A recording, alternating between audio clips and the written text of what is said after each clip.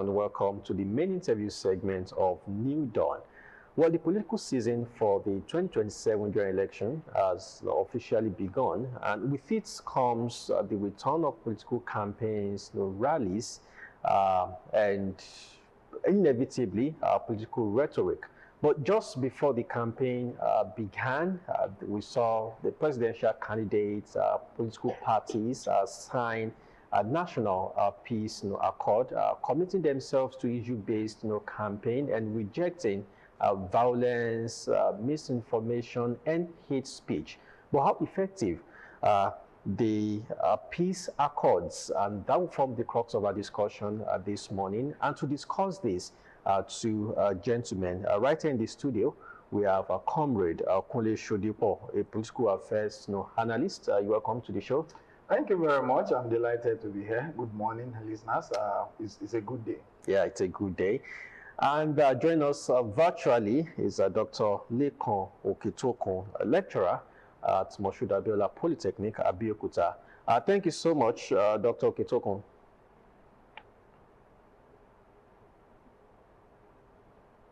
Yeah, good morning. Thank you for having me. Simiat. All right, thank you. Let me start with Dr. Oketokun. This, of course, is not the first time we'll be hearing about the peace accord being signed by, the gladiators now. Of course, the presidential candidates and, of course, political parties. I want you to first start by giving us a review of what has happened in the past. My colleague talked about the effectiveness of this particular initiative. I want you to give us a review of what has happened in the past with respect whether, the stakeholders actually complied with this accord. Well, thank you very much. The National Peace Accord thing has been known for a while, as rightly alluded.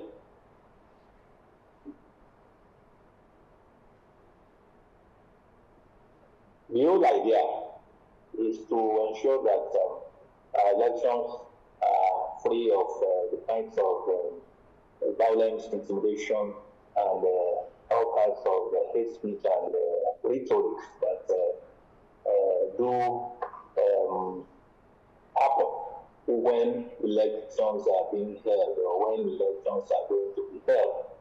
And the people who thought about it felt that the Second Republic, Third Republic, and early Fourth Republic experience to not be allowed to continue. And that's why General Abubakar and Reverend Father came together and formed the National Peace. It's key, and it's now been embraced by everybody. Embraced it. It has gone a long way. It has gone a long way in stemming the kind of politics that we used to have in the past. Although it has not totally eradicated it, we still have some flashes of the past behavior, negative behavior that accompany our elections. But by and large, I think everybody is now embracing it. It has become part and parcel of the political system. And very prominent political gladiators always attend the signing of the peace accord. And that tells you how important it is. And those who are not able to be there will always send representatives, at least to show that they are.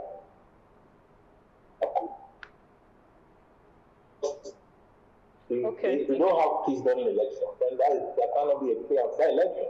Peace is needed for everything that we do in human life.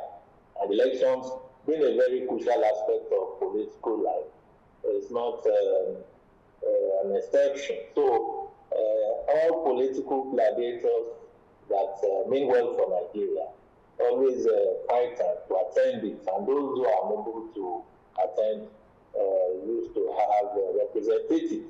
And that is to show that gradually, as I've said, the peace accord, the peace initiative during elections is okay, let's quickly get, because if you are a political gladiator, a prominent political personality, and the peace accord is signed and you are not there, it goes a long way in explaining to the voters who kind of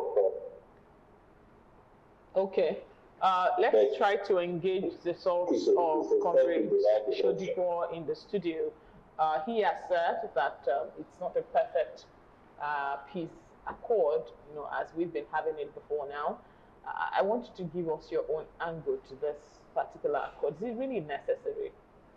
All right, thank you very much. Of course, nothing is perfect except God. So, but that being said, we must look at the concept as a very good concept because peace itself, without peace, nothing can go on well in the society. Away from the elections, even without peace, you and I won't be here this morning doing what we're doing. So for me, the concept of signing peace accord before elections, it's very, very necessary. It's very crucial, very,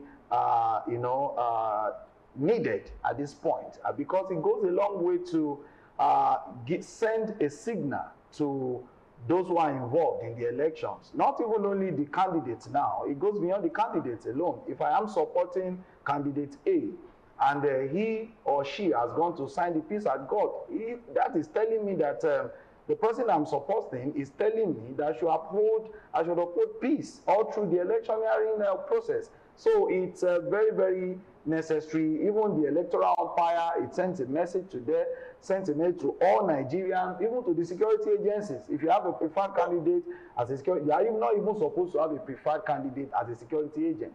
So this is to tell us that what we are after is peace.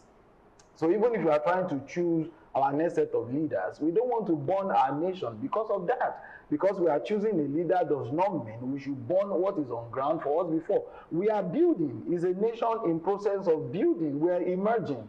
And when you are emerging, you need to ensure that you keep what you have already achieved. So because you are looking to protect somebody's interest does not mean you should throw away what you have on ground already. So for me, that peace process is beautiful, it's nice. And whoever always looks down on that process, and I'm telling you, it goes a long way to say so many things about that person. I'm not sure that anybody will see that as something they should not embrace because it is very, very vital and it's going to help us a lot ahead of 2027. I see a lot of things going to work well in 2027 because Nigerians are now beginning to wake up to understand that it's not even about the parties, it's not about personalities. Okay, not about the party, about personality. Back to Dr. Okechukwu. But what about those that believe that the peace accord is mere formality, political ritual that candidates sign and later ignore?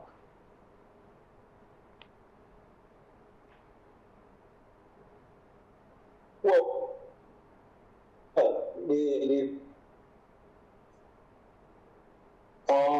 some people, as you have rightly alluded, regard it as a ritual.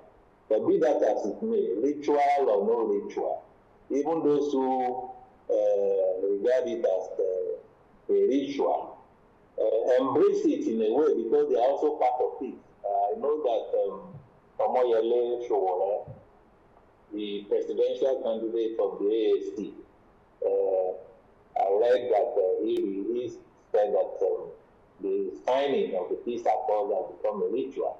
Well, he may have his opinion about it, but by coming there to sign the peace accord, also demonstrate the fact that he believes that to have peace during elections, the starting point is for all of them to assemble and be counted as part of the peace project during election. So even though he regards it as a ritual, and people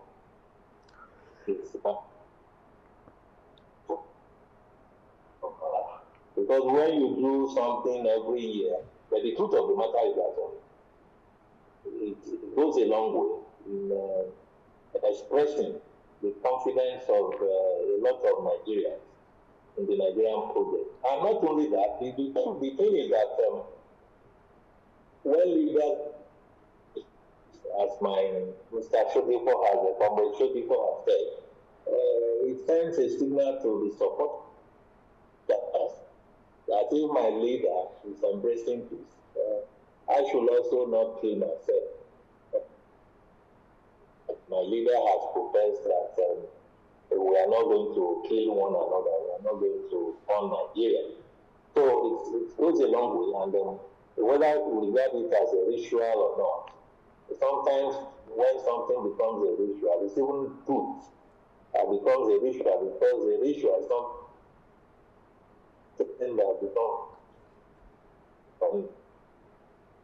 Sometimes if you don't perform the ritual, you begin to have headache. Imagine if we don't have the signing of the peace accord for the 2027 elections.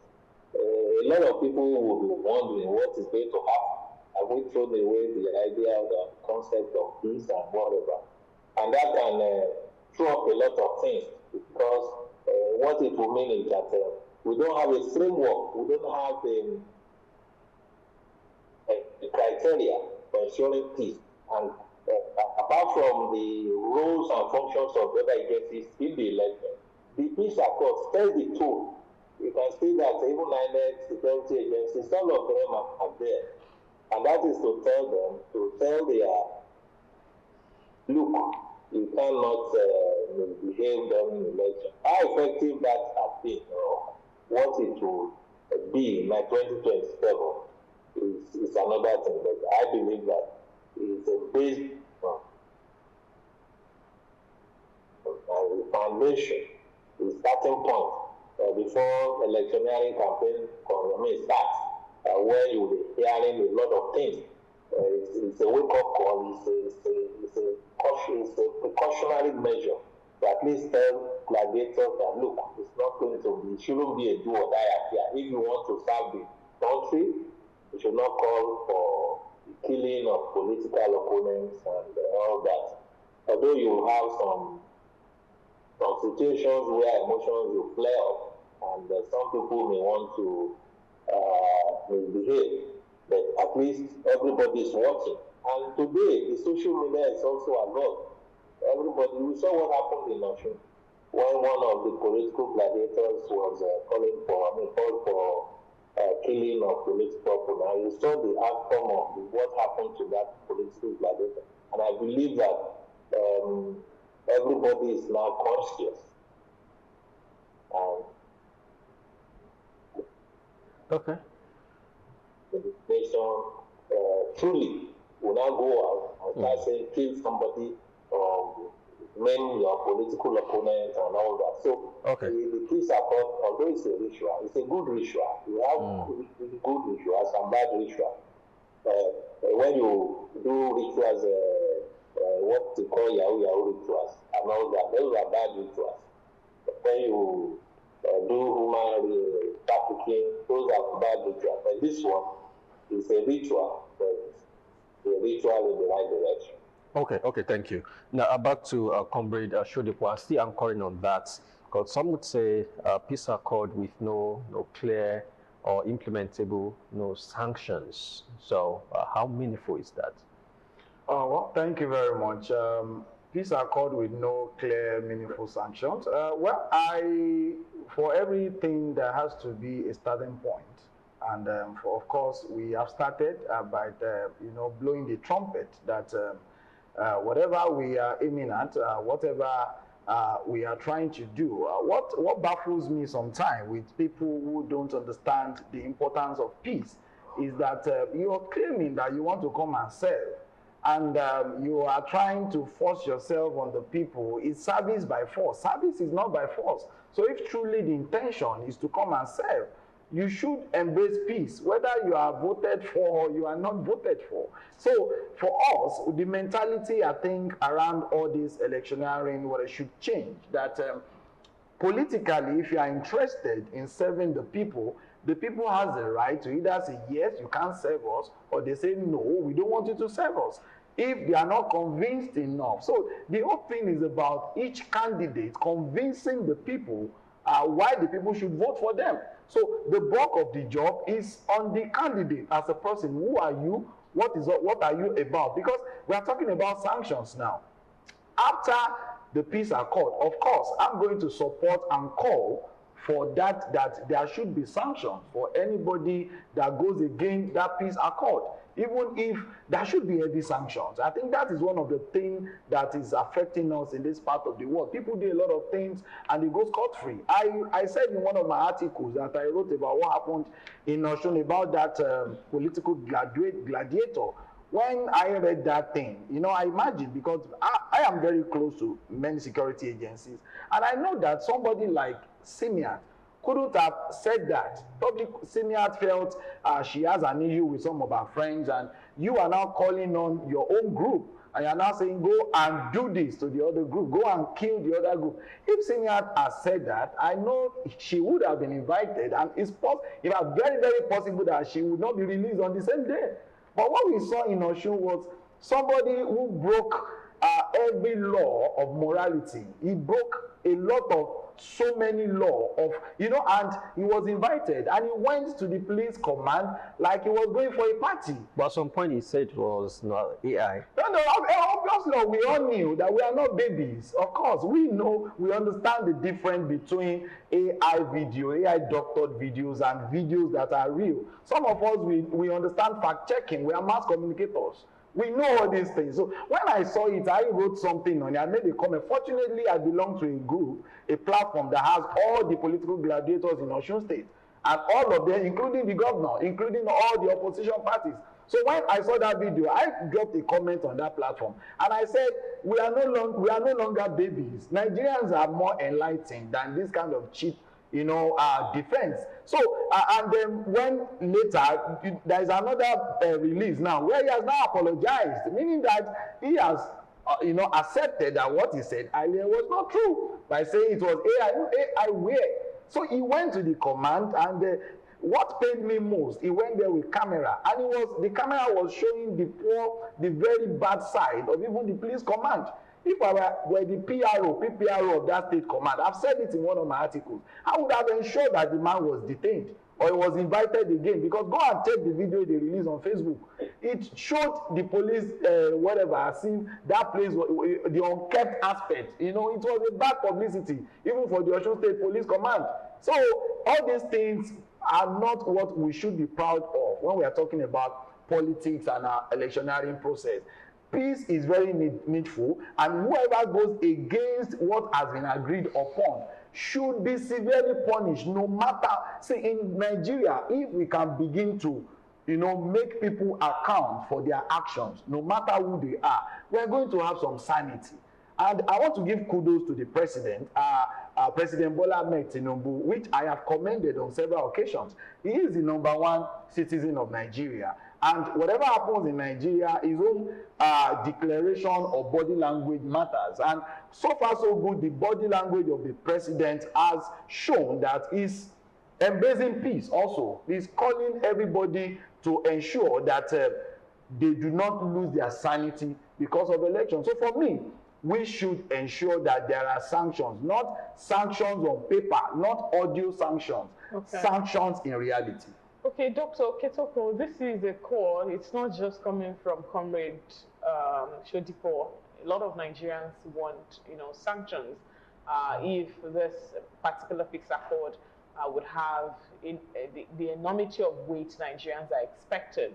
They want a situation whereby if you are not complying with it, if your political party is violating it, you're going to, go down as to facing certain consequences. I know you as a peace caller, I know that, I don't know if this is actually enforceable, looking at, the voluntariness of the accord itself, just to keep the process of elections moving in the country and, of course, maintaining peace in the country. I don't know what you think about that. Well, the peace accord is anchored on the fact that we have laws in this country and that those laws must be respected. Meaning that if you respect those laws, there will not be need for any violence. So the starting point is that when you sign that peace accord, you are pledging to obey the rules and regulations guiding election. The Electoral Act has sanctions for all infractions during elections, including thuggery and all manner of infractions. So it now becomes something that will now be looking at the institutions that are now shadowed, coming out to say, now you cannot just do it the way you like.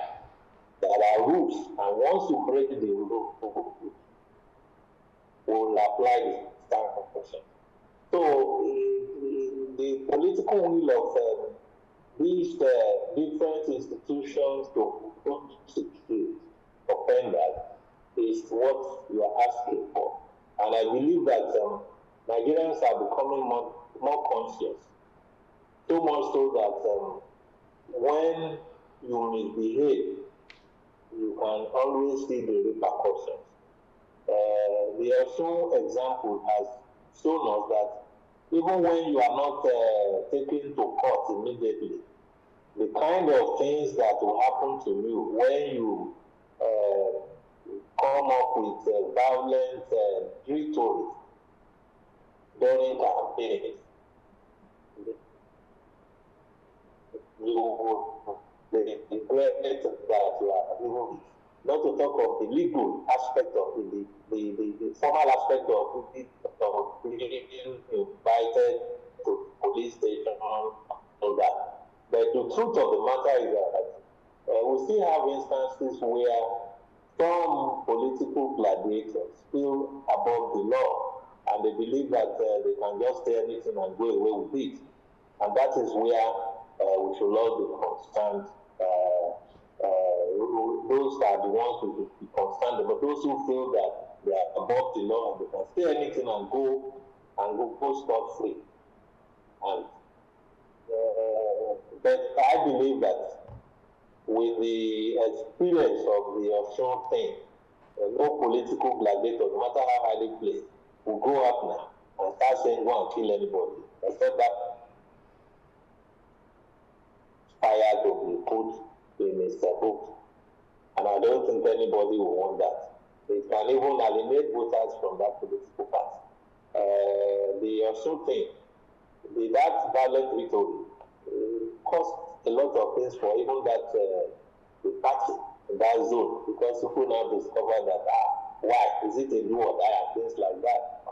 So everybody is now conscious, and the social media is assisting a lot. No matter what you want to say about the social media, it has helped a lot in curbing some of these things. Before, you can just hide in a corner and say anything you like. But these days, you can't just do that. So all that put together, I believe that both formal and informal sanctions are already in place, and anybody who does anything will not go scot-free. If it is too big to be sanctioned formally, the social media will sanction and crucify that person. That is, you know that all animals are not equal in Nigeria. We have some people who believe that anything goes, you can do anything. And that's what causes all this kind of violent rhetoric, hate speech, and whatever. But if you are going to office to start, really, if you have the interest of the people, you want to serve them, there's no need for you to call for killing of anybody and all that. So I believe that the agencies concerned, if they have a political will, the laws are there, and anybody who violates it can be taken through the proper channel of prosecution and sanction. And the courts are also there to do justice when you are late. So anybody who says that you can go scot-free, if you are not an incumbent who enjoys immunity, because I know that some incumbents enjoy immunity, and some of them may want to take losses in their hands because of the news there. But that will be a judgment day for everybody. Okay, thank you so much, Comrade Shudiko. It's important to also talk about the processes and the kind of conversations that lead to chaotic situations during elections. And some have talked about the need to engage the issues more than the personalities. And then you have people reacting based on emotions largely. And yes, the issues, bringing the issues to the front burner is always a conversation that we keep having to ensure that we are devoid of emotions along the line, and then we are bringing what is good and interesting to the people, as part of discussion, and not allowing politicians to get away, with whatever it is they are plotting. They say, chaotic situations or violence is one way to divide the people by the gladiators. So how can the people move from that stage of being used as pawn in this game, and of course driving the real message of the issues affecting the people of Nigeria? Well, thank you very much once again. You see, we'll keep referring to Osun because Osun is the latest thing in Nigeria now. And I want to say boldly, live on air, that the Osun case, I'm sure many institutions, I'm sure my lecturer there, luckily enough, I finished from Moshida Bera Polytechnic also in 2005. I know we are going to have students who are going to write topics, projects on the Osun election. Of course, you see, with what we have on ground now, it shows that at a point, the voters were being deceived. They are not that, the level of voter education before was very, very poor. But now we are having more groups, organizations, NGOs, people coming out to do more to help INEC and the National Orientation Agency as far as voter education is concerned. Because what we do much is go and register, collect your voter's card. We don't educate them on the issue of vote buying and all these issues, campaigns, and what they need to ask these candidates. For instance, if I am contesting to be the next governor of Ogun State, I think what I should be talking about most is what I have for the people. What I want to do in terms of electricity, what I want to do in terms of education, health. I should base my campaign on those issues. Like I said, if I am going to campaign, I will not be talking much about my opponent. Of course, we have what we call SWOT analysis, where you look at the strength, the weakness, opportunity, and threat. But if you are going to make use of the SWOT analysis, there is a way as a good PR person, because if you are not good in PR, that's why I want to give kudos to the campaign team of the incumbent governor. The people who handled his PR, his media, did a fantastic job, because it is not all journalists that knows about PR. I give it to journalists, but PR is a different profession from journalism. So when you study and you engage good PR people, they will tell you how to go about your campaigns. And when you can do that successfully, the electorate will be convinced. You need to I think what we do these days is to confuse the electorate. We don't work enough to convince them that we deserve to be voted for. And I think that is what campaigns should be all about. I look around presently now and I'm asking questions. What are we campaigning on? You look around and ask yourself, you see the level of so many infrastructures that are not really, moving the way they are supposed to move. And these are issues that, whether you belong to the same party with the incumbent government or you are in the opposition, these are things you should base your manifestos all about, and let the people know that I'm here for you. And this money politics thing also, we know that politics cannot be done successfully without money. But to some extent, we can begin to let the people realize that if I come and I try to buy your vote, it means that I'm telling you there has been a business transaction, and you don't expect me to give you any other thing in return, because before you voted for me, you collected money from me.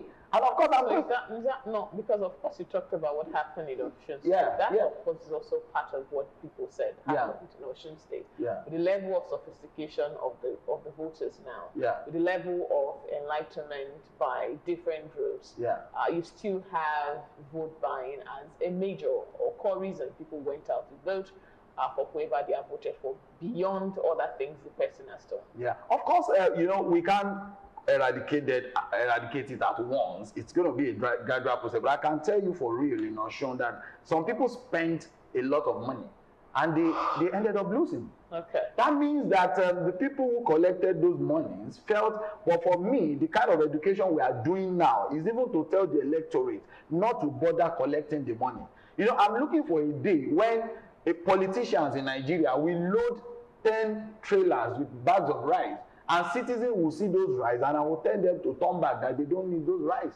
Because if you take a Congo or 2 Congos of rice, it can't feed your family for okay, unless they are going to sign a peace accord with the people also, that if it is about rice, and if you are going to vote for you because of rice, that means you are going to be serving us rice every day, all through the 4 years that you get. Let us know that it's all about rice. Because that is the next education we are trying to do. So don't collect the money, don't collect, ask them, what do you have in stock for us? And let them know, if we vote you and in 4 years you don't meet up, we are going to vote you out. These things are very simple. You will see, if we begin to embrace this, politicians will sit tight. But for now, politicians sees voters, electorates as, how do I call it now? Because they give us grains. And you know, when you buy your Christmas chicken and you try to rear them ahead of Christmas, you know, when it's time for Christmas, you go and buy grains, and what is next? You are planning to kill them next. So we should understand this and ensure that as voters, let us also make sure that we play our part in making Nigeria great again. Because for Nigeria to be great again, all the voters, the electorate, citizens must know that we must vote right. Because if we vote right, we are going to have leaders that are going to lead us right. That is just a simple summary of it. Okay. Now, back to Dr. Okitokun, and Comrade Shodipo raised a very valid point. Don't collect the money and vote in your conscience. What we normally hear is collect the money or whatever that is being offered and vote your conscience. But with the level of poverty in Nigeria, is that really possible for people to reject money and vote for their conscience, basically?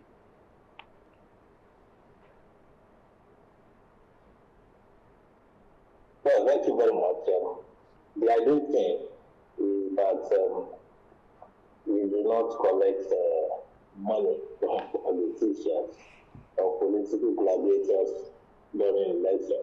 However, the reality on ground is that we have a lot of people who cannot afford 1 meal in a day. And if you are offering such people money, naturally, their instinct will say, let me take it. But beyond all that,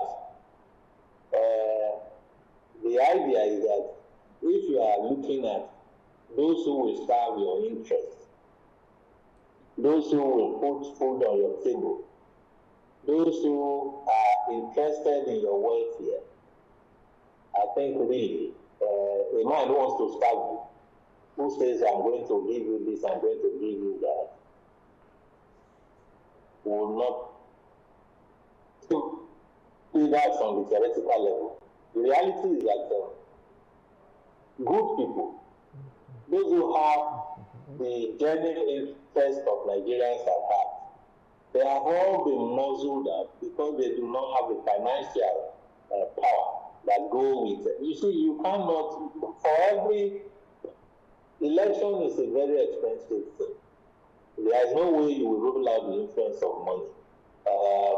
From the time you mobilize, you take people to a campaign ground, you need money to fuel your vehicle for logistics and all that. And those who are following you, they will also take money because they have left their businesses to follow you and all that.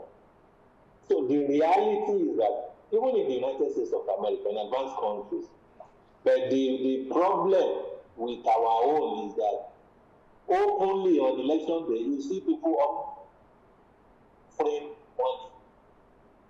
And that is the tragedy. That is the bad thing about it. In South Korea, and if you look at the literature on vote buying, it's not peculiar to Nigeria, but the blatant nature is what we are saying should not be condoned. In Nigeria, it is becoming a blatant thing. So much so that all the anti-corruption agencies now on election day, they will go out to start looking for those who are buying votes and all that. And we have seen instances where some of them have been caught. So that is the thing. When you have a lot of poverty in the land, it's very difficult for politicians not to induce people. But when you take the money, vote your conscience. That is the thing. Some people can do that.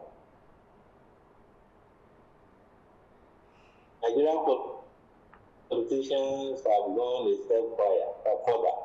They now put some swearing, whatever. What do you call it? Vote taking and all that. That when you take our money, we saw it in when someone was distributing rice and said, if you take our rice and give it, we are not going to vote for something will happen like that.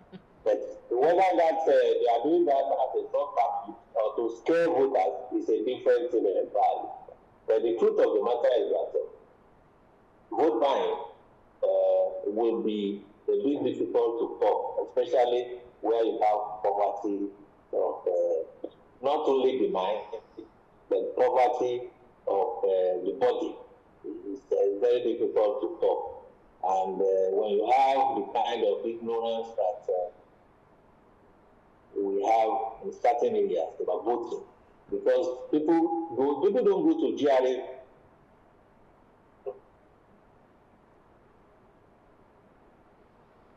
Okay. Because those ones are enlightened. We don't go to university environment and say you want to give money for them to vote. Some of them will be stoned in those areas, and sometimes you can believe for insulting their intelligence. Like they know where they go to buy the votes. But Nigerians are becoming more conscious that if you give us money, you are really hardly going to do anything concrete for us. And many of them are becoming conscious that I can take your money, use it to buy whatever to do, and I will not vote for you. And that should be the way to go. But if we can avoid it, don't let us take money from to vote at all, and that is it.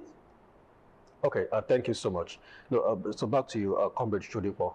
Yeah, you were talking the other time, and you spoke about campaigns not being driven, maybe not the manifesto, or ideology, driven. Of course, we know that's also the picture with our politics.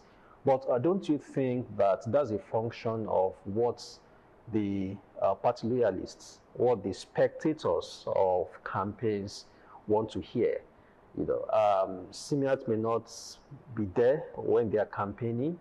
You may be there, you're a comrade. I may not be there. But those on the ground, I don't think many of them are interested in ideology at that point, in manifestos at that point. So that's why we see more of entertainment and maybe more of politicians coming to brag, to dance, for them. So is that not the reflection of maybe who we are? Well, thank you very much. Of course, there is a popular saying that you reap whatever you sow. So if our campaigns are based on showmanship and Nollywood actings, then we are going to get the result of Nollywood. Go to town, go to some strategic places in town, and of course you see the film on display. I'm not saying a particular government can do it all, but if a particular government is in place and there are places where they have not performed well, it is your duty, whether as an opposition or a flag bearer of the same party, to now begin to assure the people. We can see where we have not covered, and the government is a continuity. You base your campaign to tell us that these are the lapses we have seen. We are not blaming the incumbent government because we are of the same party, but we are promising you. For instance, we can say at Idiaba, around Yano Tekubo, I've been talking about it repeatedly, that don't we have engineers, don't we have permanent solution to the problem? Or is it that, let me tell you, in Nigeria, we have different causes of some of our problems.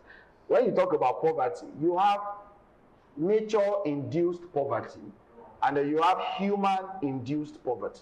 So if we are talking about that Nigerians are poor, it is not induced by nature.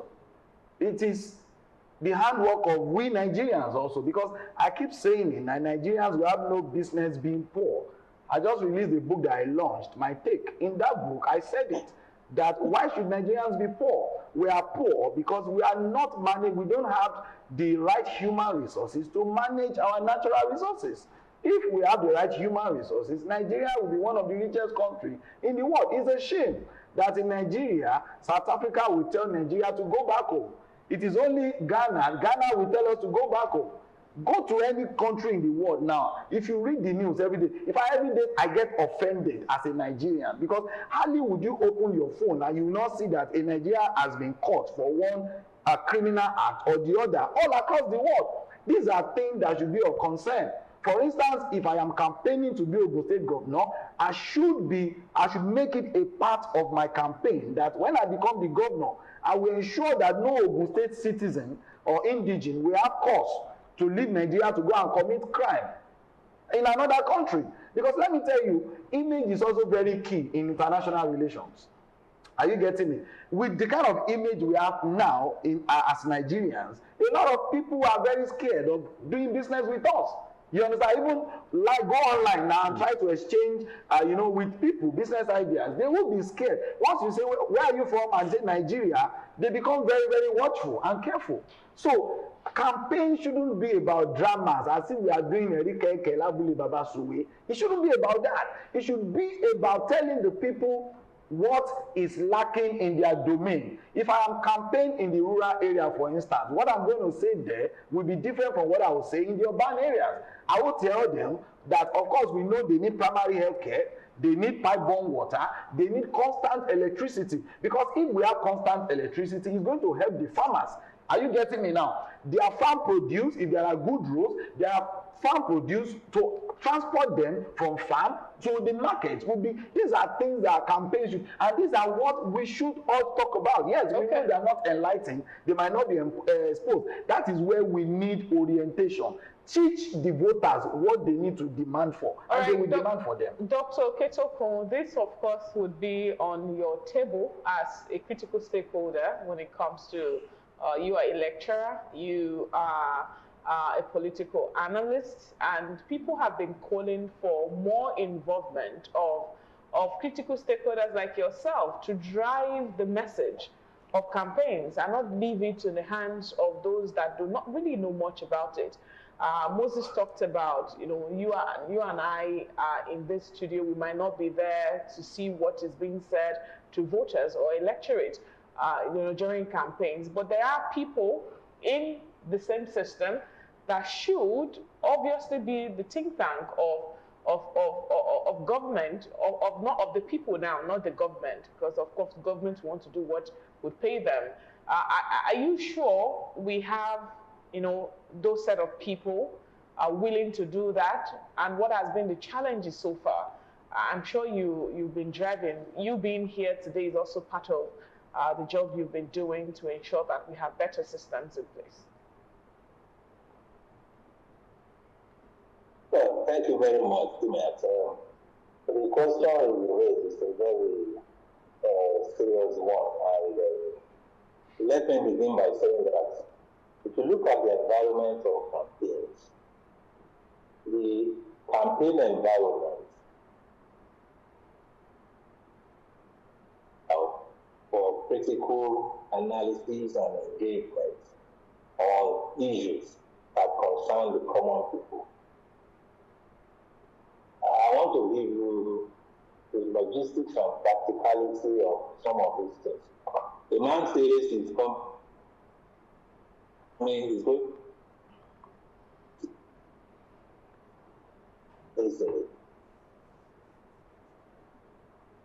maybe in a local government, in forward. Now, how much of ideas can he put on the table going to those 4 places? Before he gets to one place, he's already tired, and when he gets there, the kind of people he meets on the ground, the kind of mentality he takes there also, is campaign ground. The crowd there, you cannot begin to pick out people and say, okay, what is your question? What is your question? What is your question? And unfortunately, the political gladiators they now understand the mentality of the average person who comes to campaign ground, that they are not coming there for any serious thing. They are coming there for drama.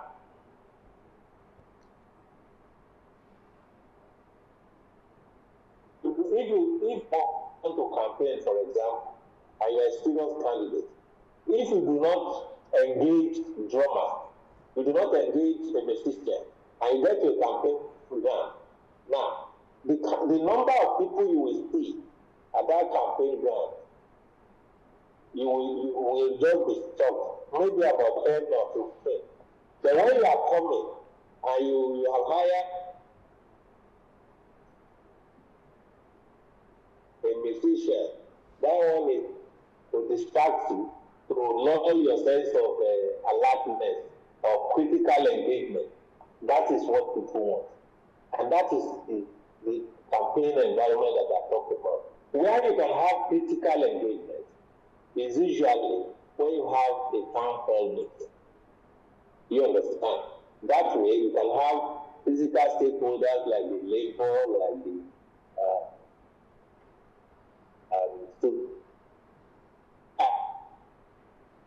it's becoming a jamboree in Nigeria, because once they get there, there are a lot of influences.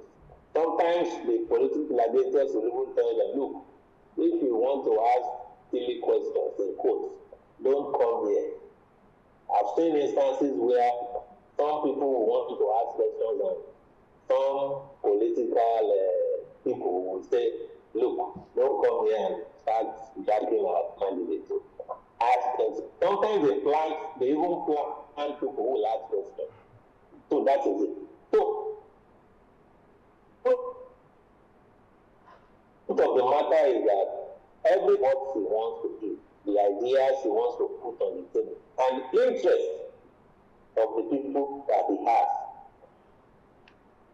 those are the things that matter in Nigeria. All these campaigns have become jamboree.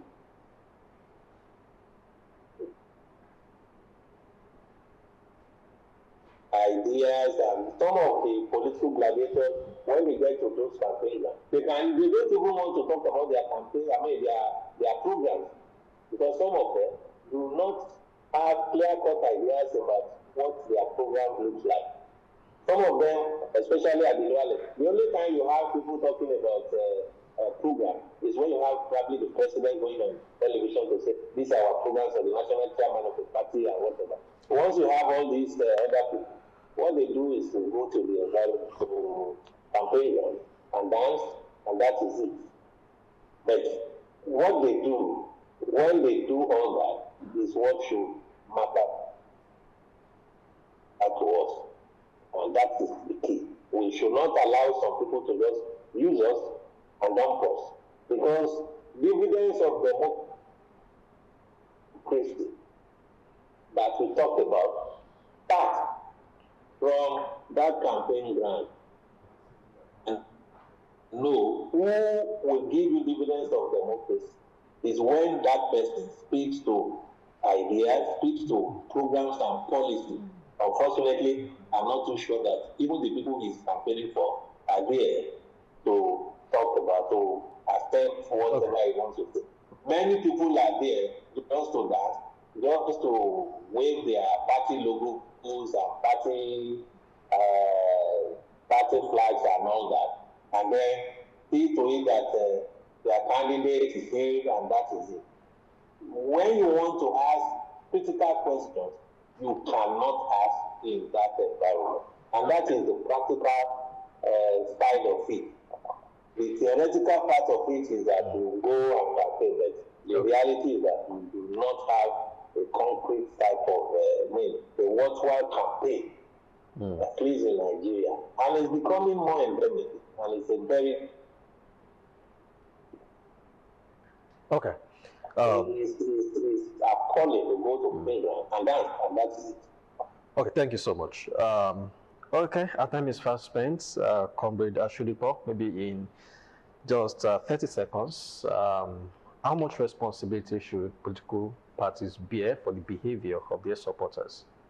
Thank you very much. For me, as I close, I think they should bear most of the responsibility of the behavior of their supporters, because when political parties embrace peace and they preach peace and everything about them is peaceful, of course, the supporters will also follow suit. So for me, political parties should make it their responsibility to preach peace to all their supporters, and Nigeria would enjoy it, by extension. So I say thank you very much. That's my take. Yeah, thank you. I think that's a very good place to leave it. So we expect, issue-based, campaigns. We expect, candidates and political parties to reject violence, intimidation, hate speech, and misinformation. So thank you so much, Dr. Lekon Oketokun, lecturer at Moshood Polytechnic Mapoli, Abeokuta. Thanks for the meaningful contribution to today's discussion. And of course, Comrade Kunle Shodipo, Simit, we have to go. All right, thank you everyone for being a part of today's edition of New Dawn. Next week will be another time where another set of anchors will be here to serve you better. Keep watching the People's Daily, and bye for now.